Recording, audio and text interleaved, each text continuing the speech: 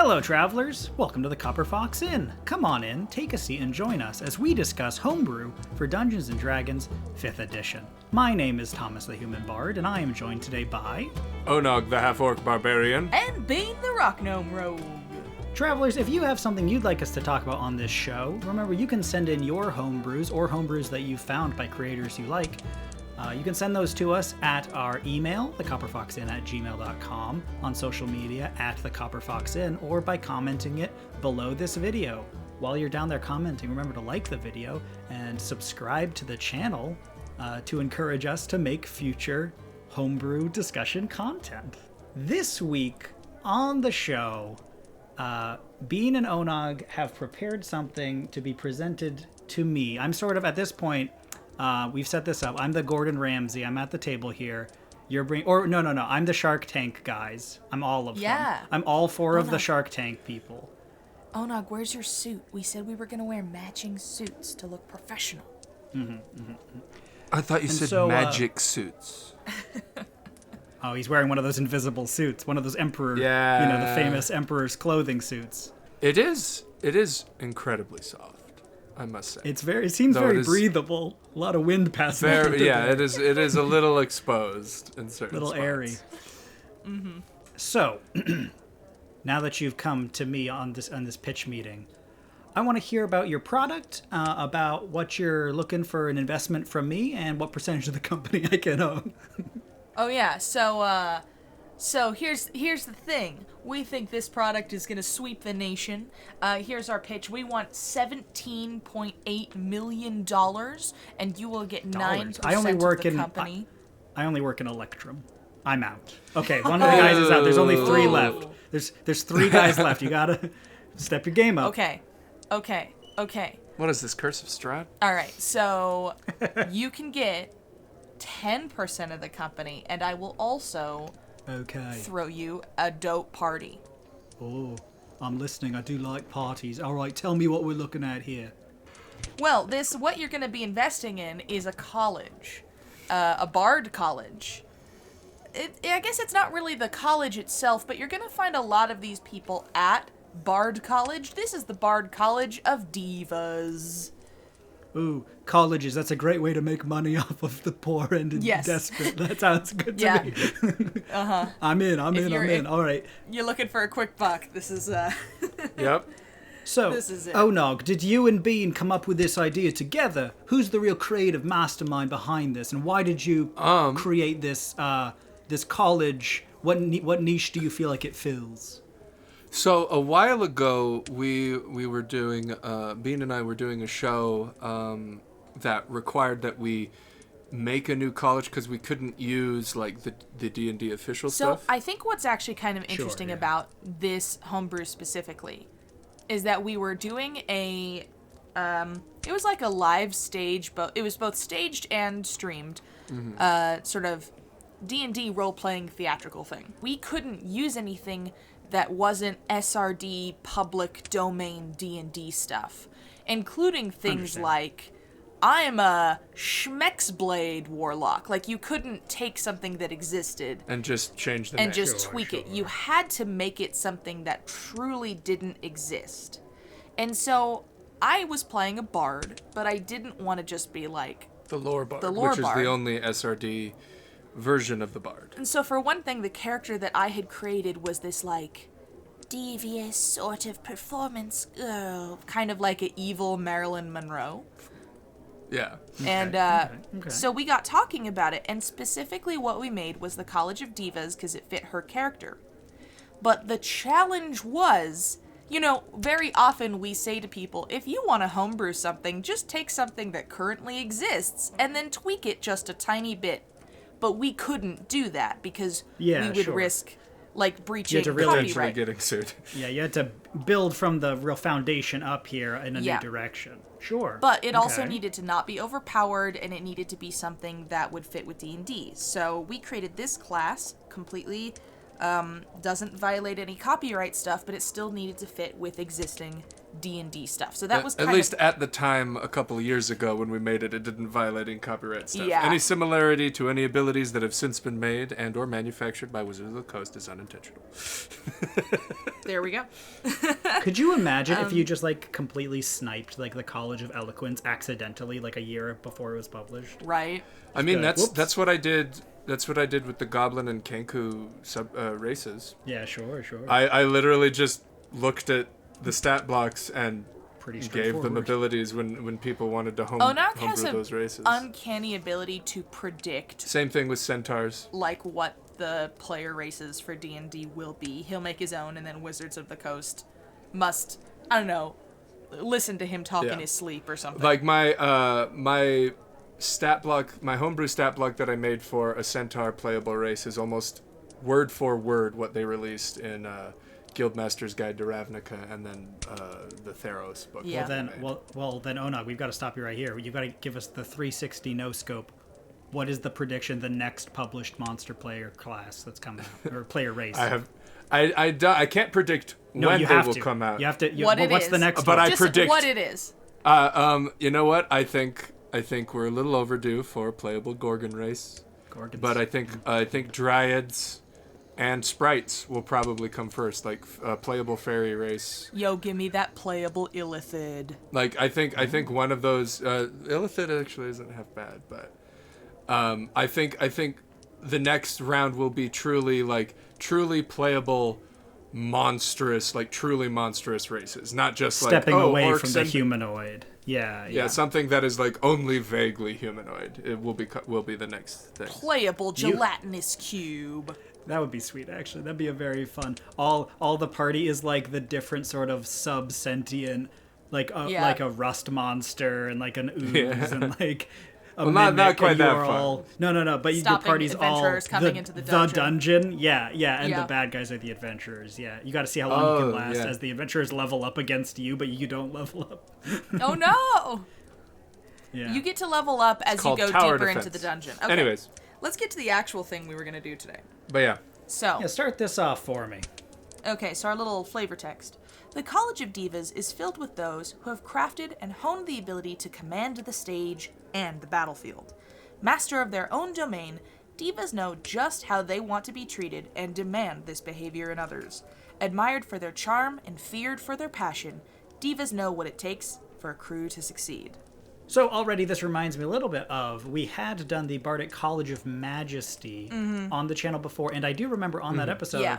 you had mentioned that it reminded you in some ways, there's a little bit of overlap with this idea that you're you're almost like the Broadway lead, the prima donna, diva of the stage kind of vibe. Yeah. Cool. You're the I most like it. important person. That's what I mean, you think, essentially, at this least. is really, yeah. Well, this is truly for the class of, like, for bards who are like, all eyes on me. But also, the idea is like, anyone who's been a theater kid has met that person who at first they're like a complete diva, but then as it goes on, they like really start demanding like they're like, this is my show and you better be good too. And weirdly enough, it's like inspirational. Like they end up kind of being like a leader, even though they're like also a diva. So that's kind of what this is. Okay, interesting. Yeah. I like that angle. Our first ability is Here's Looking at You. Your words of inspiration are so powerful, your allies are bolstered in health and ready themselves for battle. You grant temporary HP to your allies. Okay. As a bonus action, spend 1 use of Bardic Inspiration to grant temporary HP to a number of creatures up to your Charisma modifier that can hear you. Each creature also gains +2 to AC until the end of your next turn. They keep their temporary HP until their next long rest. Or until it is, depleted And- or replaced No, by a or different until it class is HP. depleted. Lopped off. Yeah. As per normal temporary Yeah, HP. yeah. rules. Interesting. And the Okay. temporary HP you grant increases as you level up. So when you get this ability at 3rd level, it's 5 temp HP. At 5th, it's 8 temp HP. 10th level, 11 HP. And then at 15th, you get 14 total. So one thing that's interesting about this is, even though it's an all eyes on me bard, it doesn't actually grant a lot of abilities to you. It's about granting abilities to your audience, which is like your party. Your party, okay. So it's a very support class. Interesting. Is there any specific design philosophy behind the temporary HP being just a hard number as opposed to being something like your wisdom modifier plus your proficiency or something like that? Or like a roll of a die, like a D4 or 2D4 I or think something. it was, it is because on the show that we were on, we weren't allowed to roll dice. They were really streamlining it because it was a lot more like about the theatrics of the show. Yeah. Sure. So No, the only dice you rolled was the D20, and then when damage was being applied, it was all or flats. healing was being applied, it was always the average. Yeah. Sure. That makes, I mean, to speed it along, that makes sense. Yeah. So we weren't sitting there rolling like 20 D8 or D6s for fireball. So if we were to readapt this, it probably would be something like roll the Bardic inspiration. Yeah, die or your something. charisma modifier plus whatever, something like that. A D6 and increase it by a D6 each time or something along those lines. Sure. Okay. Yeah, okay, yeah. okay. Probably like first time it's 2d6, next time it's 3d6. you Right. know? Yeah. Okay, that's cool. I like it. I mean, one of the interesting things is that when you are forced to design, like using a slightly modified like parameters. rule set, it's interesting because you'll come up with angles that regular D&D doesn't, because you would default in regular D&D to saying 1d4 or 2d4 or something, but why? That's just because that's the way we do it. But like maybe flat numbers can also be a viable way to give an ability. Like people like rolling dice, but people also like to always know something's effective. So, and honestly, like a lot of people when they first come into D&D, they like look at their character stats or they look at all the numbers. They're like, "D, what?" And maybe if you had things where it was like, "This is just a flat number," it might make it a little bit more. It's a little more accessible. Accessible, yeah. sure. I like it. All right. Okay. Yeah, very good. You want to Yeah. read the next ability? All right, the next ability is called I'm Ready for My Close-Up. Starting at 3rd level, your words have the ability to influence those around you. Sometimes the crowd loves you. Sometimes they know to steer clear. And this is one of those things where, with the College of Majesty, we were like, hey, we kind of had similar ideas. Once per short rest, you can choose, up to your charisma modifier, a number of creatures that can hear you. Each target makes a charisma saving throw against your spell DC and is charmed or frightened, your choice, if it fails for 10 minutes. Or until it takes any damage, you attack it, or it sees you attack or damage its allies. Okay. So this is basically kind of a, once per short rest, kind of mass charm and or frighten, that, out of combat, it has its utility, and also in combat, it has its utility, at least to, like, kind of nullify people for at least a round. I mean, think about, like, someone who's famous walking around on the streets and either trying to draw attention to themselves or trying to, like, get the paparazzi to leave. Yeah, I really like that. I think it's funny. You said the name of the ability was I'm Ready for My Close-Up, and all I could picture was like a teleportation ability that like brings you right up next to somebody. Just like, ooh, that's very I'm fun. all up in your face now. I'm ready for my close-up. Mm-hmm. But I like this as, you're right, like there is some... It's always interesting to have abilities that are useful both in and out of combat with some utility to them, because it's always good in combat to frighten like somebody, make them worse fighting you. But it's also useful when you're trying to sneak into a building, trying to get through a party or whatever, to be able to just like, Jedi mind trick one of the guards to look the other way for a couple of minutes. Well, like, think about you're having a heist into a building, and they're like, oh my gosh, the whole room is full, like, how are we... And your bard's just like, I've got this. And they just walk in. At least 4 people. They walk in, and they're like, hi, I'm here to go in the building. And they're all like, yes, you are. And just let you in, Well, and part of it is in the inspiration for this, too. Like, the I'm Ready for My Close-Up, the concept of the diva, the concept of, like, the prima donna. Everyone loves Carlotta and are fawning over her, but they are also equally terrified of her should she turn her wrath against them. Yeah. And so this idea that at the flip of a switch, you can either make someone, charm everyone around you, or you can make them flee in terror. I feel like this can kind of... I don't know if we'll keep this in the... I think this is the Kanye subclass. Like you never know if Kanye's going to be really cool and, like, personable, or if he's going to be, like... Or just start getting weird. Or just start being really, like, aggressive and being like, yo, get out of my face! And you're like, oh, okay, Kanye, sorry, my bad. It's like his best friends are like, hey, honestly, Kanye, how's it going? And he's like, shut up. Honestly, but, like, a lot of people who deal with being famous for a really long time end up dealing with that kind of stuff. That is true, because, yeah. I mean, it's like it's weird to say, but it's like a hard life where it's like... Yeah, it's a very weird life to be entirely public. Well, and not just entirely public. People don't realize that very often people who are like super famous or have people loving them all the time, they don't actually have a lot of control over their lives. Yeah.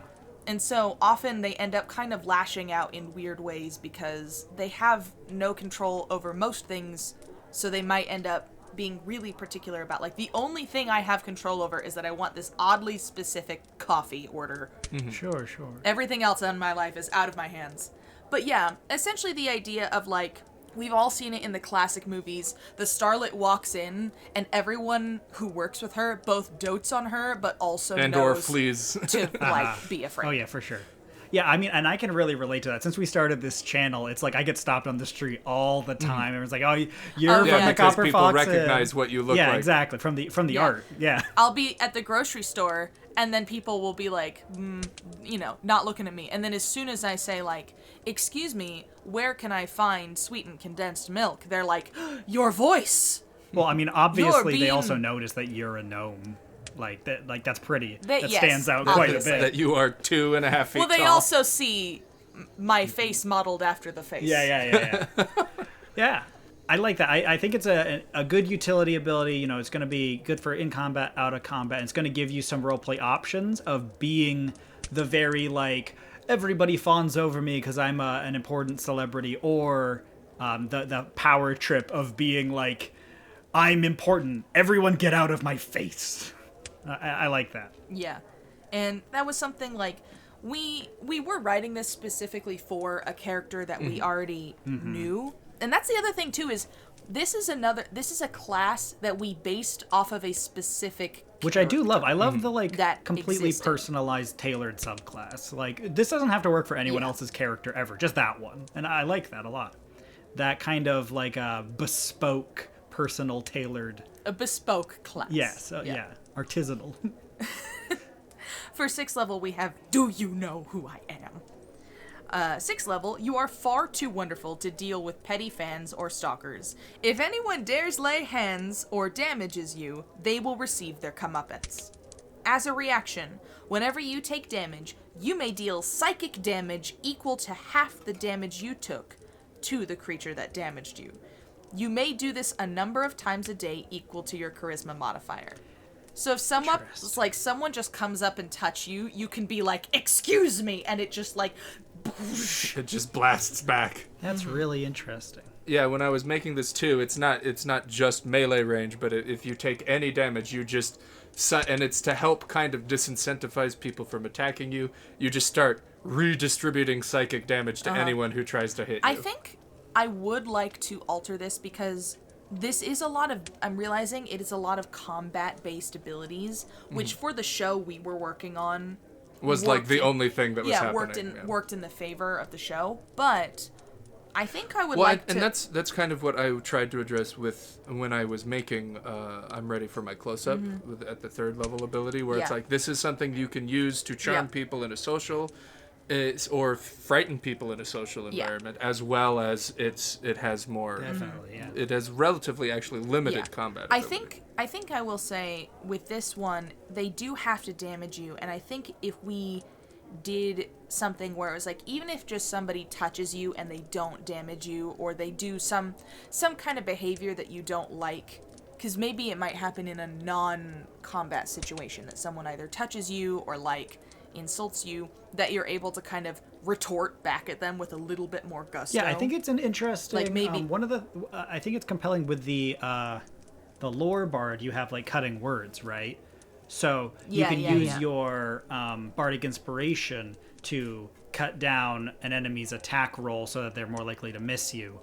But this could be an interesting, like a kind of slightly shifted version of the same ability would be interesting to modify it where, look, they're gonna hit you, but you're gonna hit them back.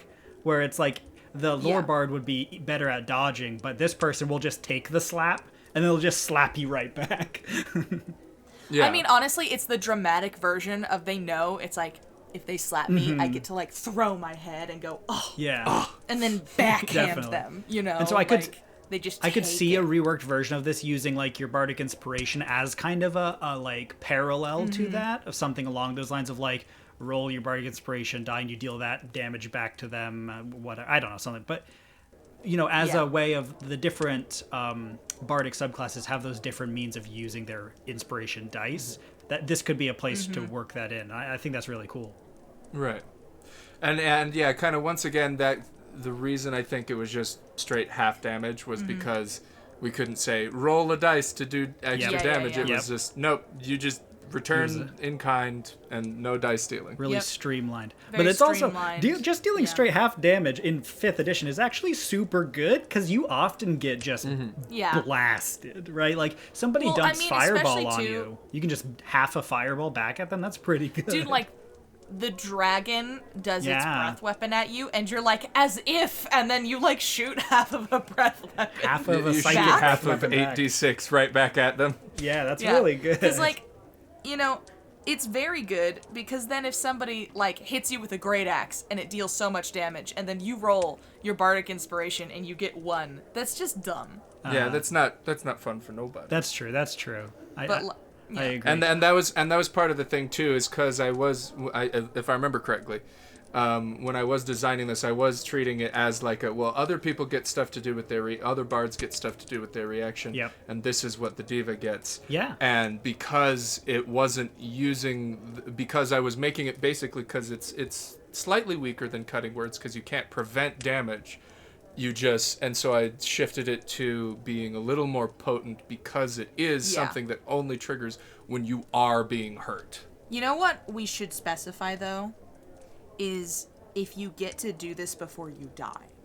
Because what if you were going to take enough damage that it would kill you, and your final act gets to be like, no, and then you like, I think it might. It depends. We'd have to dive into the reaction the stack, minutia of the triggering period of reactions and things like that. But we wouldn't if we just said, it does. Even if this damage would kill you, you still get to That's do fair. it. I'm going to say that we didn't put this, but I would like it to have a somatic and like physical components. Like that you have to slap them. You have to have a velvet glove that you like hit them with. It's a psychic velvet glove. It appears when this ability happens. A psychic no matter glove. how far away they are, it appears next to their face. Yeah. I do like though that it's in a funny way. It kind of pairs with the temporary HP ability. Because, you've granted your whole group temp HP, which I believe, looking at it, could include yourself. It doesn't say other creatures. Because you can hear yourself. Because you can hear yourself, yeah. So you can kind of buff yourself up so that you're a bit spongier for when you take damage, kind of like That's true. a Bardic tank, which is kind of an interesting idea. A bard who wants you to hit them so that they bounce the damage back as they, like, mock you. I think that's a compelling concept, at least. Yeah. My only thing I would like to change about this, because I like the half damage thing, because it could be huge. My only thing I would want to change is that there is a similar ability that isn't damage related that you could do outside of combat. Okay. I don't know how to change. But like, let's just say someone on the street touches you. You don't turn and deal psychic damage to them, but you like turn and you can like daze them for a second or like confuse them, push them, or shoves them away, shoves them 5 feet away without you even having to turn at them or something. And that, and yeah, kind of once again, I like the frighten and or charm for that. Sure. Because we also have to remember too, and that's why bards only get 1 to like 4 or 5 subclass abilities, because they also get their class abilities, which still feed into themselves, and they are full casters with access to arcane magic. So a lot of the things, and that this kind of goes back to the design philosophy we were talking about before, where it's like, can it be just taken care of with a spell a bard knows? Don't give them an ability that's just Tasha's hideous laughter. That's fair. That's fair. I guess I just you could like just vicious having, mockery them. I like having things. Yeah, that's true. Yeah. I like having things that you can use outside, like just someone touched my shoulder and now they are gone. That's good. Because then if someone even did it without you noticing, it could just happen. Okay. What's the capstone here? Our capstone ability is pretty much the exact same, not quite the same. With a slightly different wording than the... But it is the same as the the College Bard of of Majesty. Yeah. And Okay. I gotta say, I did use this ability in the final episode, and it is the thing that killed it was like a purple worm, a wasn't purple it? worm. Well, it was like it killed the purple worm and the guy. And like the wizard It that killed summoned it, yeah. everything. The entire... Because you'll see. You Okay. will see. So, you can read this, Onog. All right. Once more with feeling, at 14th level, your chutzpah and panache drive yourself and those around you to kick it into high gear for a grand finale of your own design. As an action, creatures, including you, of your choice that can see or hear you, may use their reaction to make an attack or cast a spell that has the casting time of 1 action and has a single target. Once you use this feature, you cannot use it again until you finish a long rest. So one of the ideas of this is like it's your own design. The flavor of this is you get to be like I think we originally called this 5, 6, 7, 8. Yeah, 5, 6, 7. Yeah, like try again. Yeah, but the idea is that you turn to the group and you're like, no. Once more with feeling, like you do this and I'll do this and you do, and you don't actually call out, like you don't get to decide what do. the other Right. players But you do. grant them an action it's just- to take on your turn as a reaction. You basically the get premise a is- mini Yeah, round. The premise is action surge, but everybody. And that was why we killed like the 3 monsters and the big boss. Right. Because essentially everyone got to do their own thing. I will admit, we talked about this with the College of Majesty. It was a little tough because everyone else killed all the monsters and they got the glory. They got the credit for killing Even the monster. and like literally got the glory because at the end of the show people got to vote for like who they thought did the best things, and I got the least amount of points. Not the least. I didn't win. But I didn't win. But like even though it was my action that allowed everyone else to do the unsung, thing. But it's the, okay. Unsung support class. I get it. I get the feeling. Yeah. Yeah, I know you know. But that's the thing, though, is it's like, this is a, weirdly enough, even though it is a diva class, it's very much a team player class. It is not all about you. It is all about how you work with your ensemble. Your like powerful celebrity presence makes everyone else around you also better. Like just by your sheer aura of personality.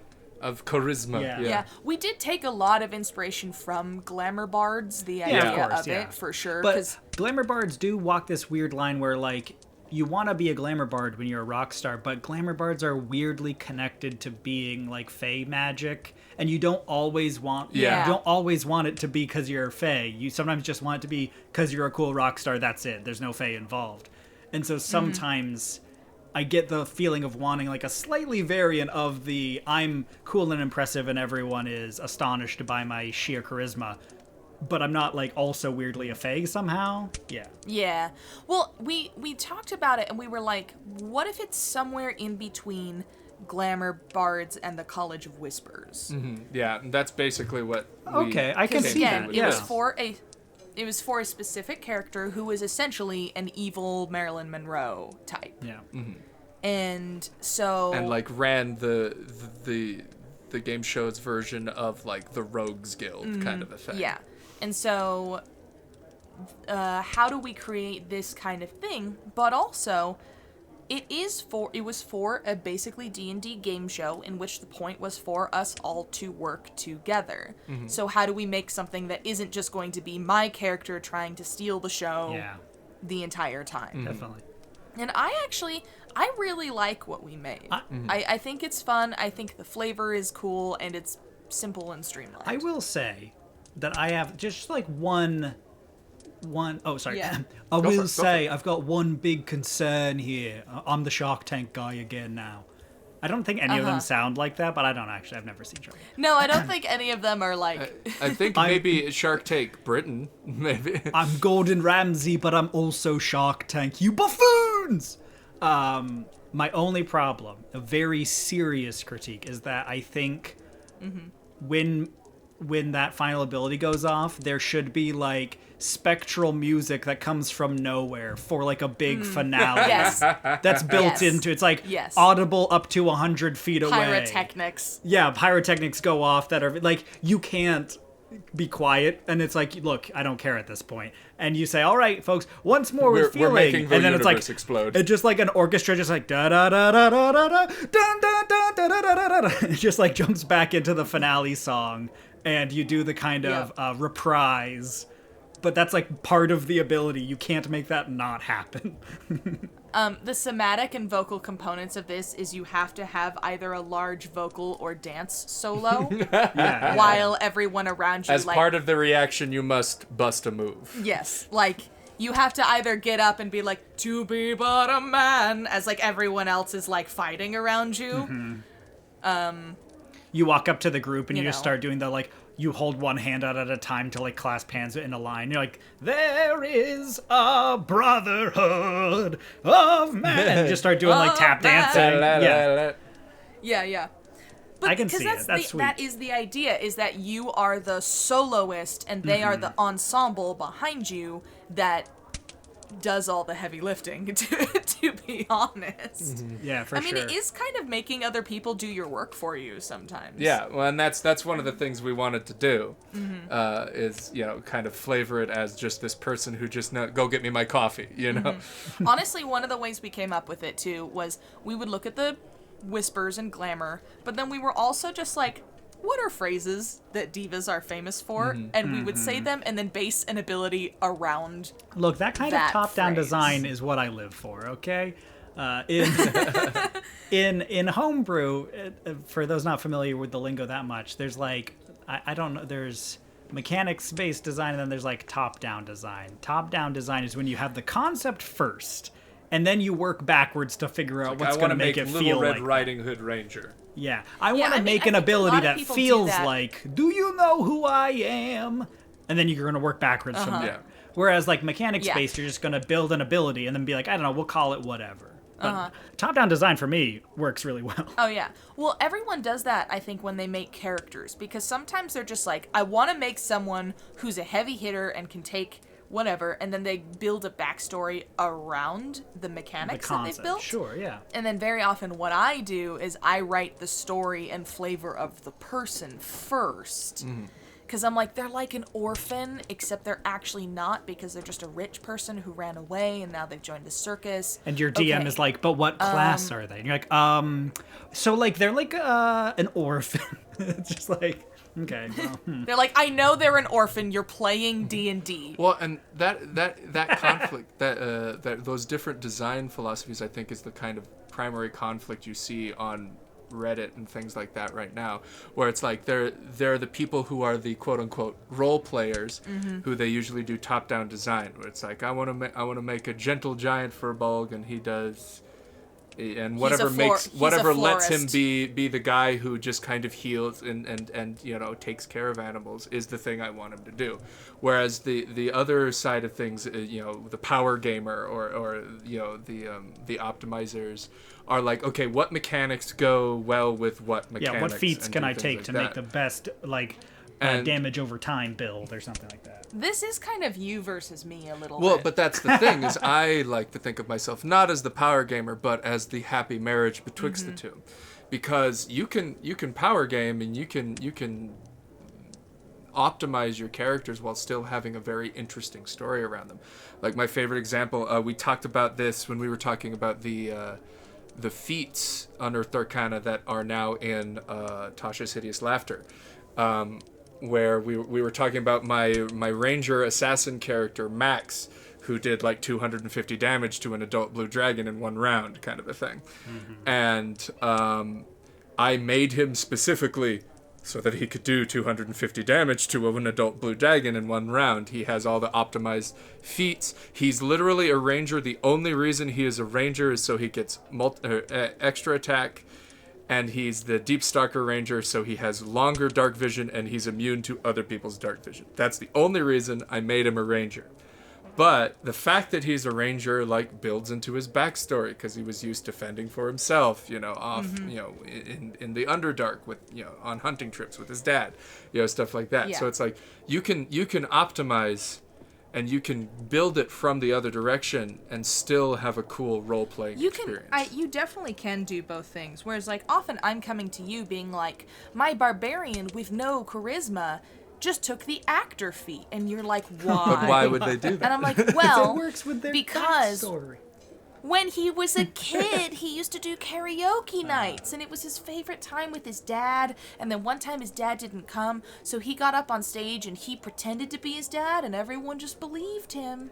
I think that there's an important thing to say there with, like, people talk about optimization versus, like creativity or role play or whatever. But I think that they're just... And they don't need to be opposites. Yeah, they are independent of each other. You can have an optimized character who is also interestingly role-played, and you can have an unoptimized character who is also interestingly role-played. Like, you can do both in either way that you want to roll it. And you can have... unoptimized characters that aren't that are interestingly really role-played. boring, too. And so it's like... It's not an argument worth spending a lot of time on. You can have min-maxed characters that are also compelling. It doesn't remove that from them. But you also can choose to not min-max and also still have fun with your character as well. And still have an interesting story. Yeah, definitely.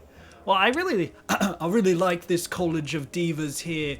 I'm willing to make an offer for your percentage of your company. You were asking, what price did you ask again? $17.1 million, I think. Okay, so we'll have to translate that into D&D money. So I'm willing to offer you about 7 silver pieces for 99% of your company. Do you accept the offer? Hey, wait, I thought you only worked in Electrum. No, that was the other guy. He's out. Excuse me. No, excuse me. I was not invited to this meeting. Hello, my name is Clorinda Devine, and I am the founder of this College of Divas. Oh, gotta go. And no, The boss is here. and how dare you? How dare you arrange this meeting without me? Well, this is a bit awkward for us here, so I'm gonna have to retract my offer. It doesn't seem like you got all the approval you needed from the head of your college, so I'm out.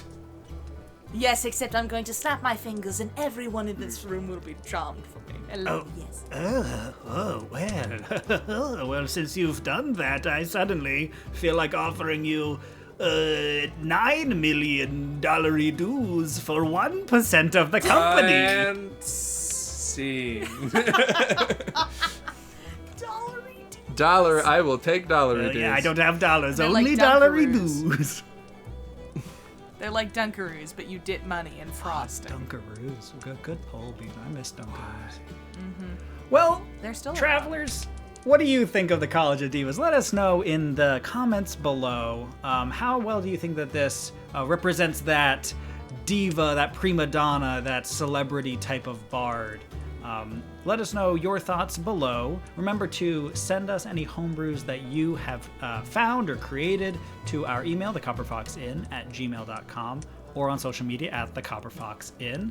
And remember to like the video and subscribe for future Dungeons & Dragons homebrew discussion content.